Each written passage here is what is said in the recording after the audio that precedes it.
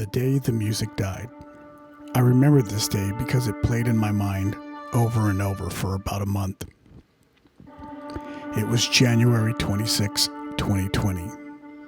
It seemed like any other day. My wife and I were getting ready to leave for a birthday party for my two nieces. We were in a great mood. We headed out. Normally, when my wife and I go on a short trip, we usually just talk and don't listen to the radio much. That was the case that day. I was actually looking up some information on my phone, and my wife was driving, and we were talking. My wife had made an appointment to get her hair done that morning, so we headed over there first. When we got there, it was a private home where the lady had turned her garage into a small salon. I loved it because it was something I've wanted to do for my homework.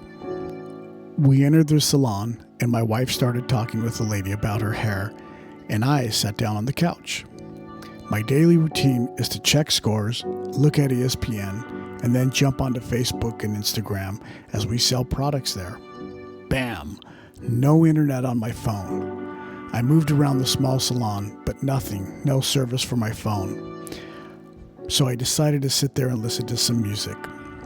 Then I asked a few questions to the lady about her salon, and she explained to me how they converted the garage. She said it was only half converted, and the other half still had storage. About 15 minutes into my wife's hair appointment, another client walks in. She comes in and sits in another salon chair facing me. The hairdresser introduces us all, and we start to talk for a few minutes about the salon, how cool the place is, and other small talk. There was a break in the conversation, silence, almost awkward, when the new client blurts out, "Crazy about Kobe Bryant dying in a helicopter crash."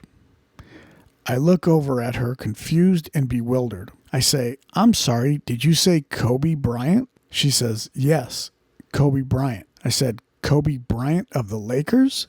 She says, "Yes. He died in a helicopter crash with his daughter, and I believe Rick Fox and other people." "What?" "I don't think so," I said. "My phone would have gone off with sports updates and my watch." Then I remembered I didn't get service in the salon. "Where did you hear this?" I asked. She says, "It was on the radio coming over here." I tell my wife, "Hun, I have to go outside and see for myself." I go outside, but my phone still wasn't getting service. About that time, my wife was ready to go.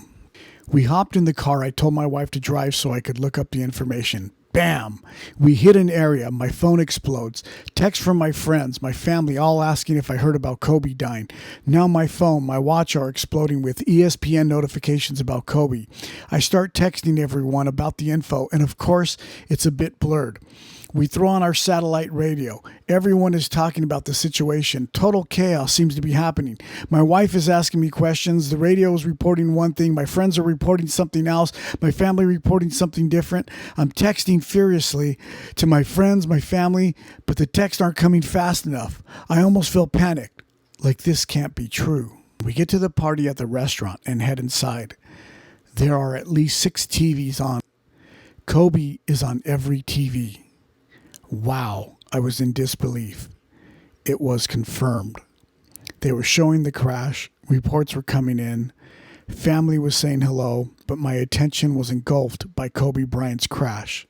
The reports were getting clear. No Rick Fox, but daughter Gigi was on the helicopter, some of Gigi's teammates on her basketball team, and parents.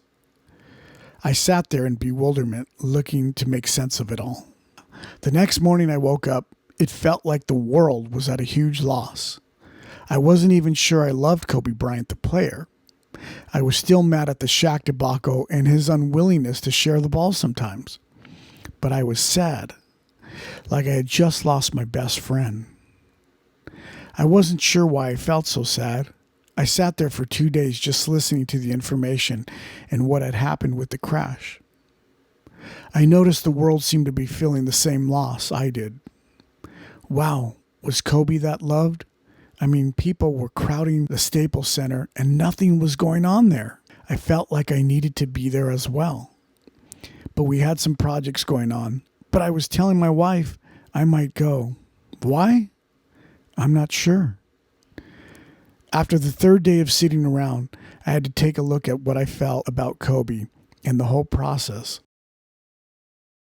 Growing up a Laker fan and bleeding purple and gold through the Magic Johnson, Kareem Abdul-Jabbar, the Lakers and Celtic battles, the Shaq and Kobe era, Vlade Divac and Derek Fisher years. When you bleed purple and gold, you've been through the ups and downs. But that wasn't the only thing. It was the fact that after Kobe stopped playing, he was a different person. He was likable, friendly, joking around. I liked this Kobe. I liked him a ton. I started to respect the fact that he was willing to change his demeanor for the love of the game to be the best. That I could respect. It was the only time I can ever remember losing a sports celebrity of that magnitude in my lifetime. It was almost unfathomable. You couldn't wrap your mind around it. I thought about Kobe every day, every night, every morning. It haunted me. I had lost a few friends the years before suddenly, and now Kobe? Wow. There were tributes and accolades, but I still couldn't get past this happening to such a global superstar. I thought, I don't think I'm ever going to get over this. I don't think I'm going to stop thinking about it. Kobe, his daughter, the others on board, the loss to the Laker world, Vanessa and what she and the kids must be going through. This could stick around forever. I mean, what could be worse than this? I thought, I don't know how I'm going to get out of this funk.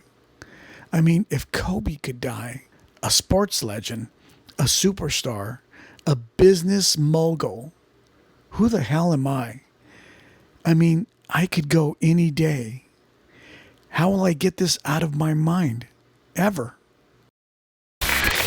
The first cases of COVID-19 are here in the United Today, States. more than 100,000 people gather in Los Angeles for There a have Black been a Lives number of Matter. cases Sad of looting, day in America riots with more than going across the 10,000 country. cases Reports of of fights and COVID-19 scuffles across in the all country states due to the across lack of the toilet country. paper, Cases soar supplies, across the hand country sanitizer, from COVID-19, and people not wearing as we masks. now have more than 300,000 deaths.